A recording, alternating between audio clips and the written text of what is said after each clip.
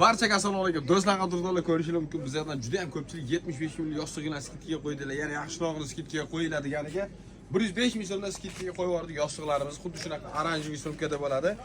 Mana shunaqa podarishni bo'ladi, upakovkalari ham. Razmerlari 50-70 bo'ladi, yo'llari konditsionerli bo'ladi. Ochganinglarda puf etib ishadi. Hozir obzor qilib ko'rsatamiz, so'zimiz isboti bilan. Do'stlar, xuddi shunaqa vakuumda bo'ladi. Vakuumda emas, semizrog'ini beringlar, seni unaqasi ham bor. Xuddi shunaqa upakovkasi. Qaranglar, вообще zo'r bu. Ichida ikkita. Mana ochilganda ham puf aytadi mana.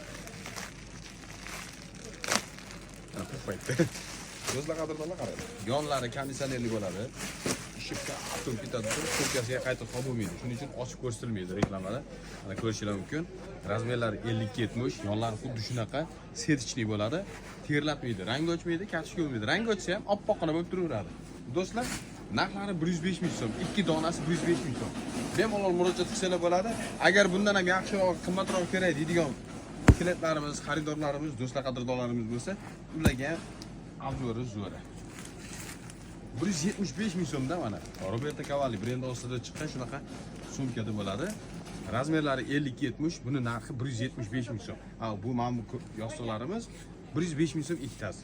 E'tiborlar uchun rahmat. Biz sizlarni yaproq klientlarni kutib qolamiz.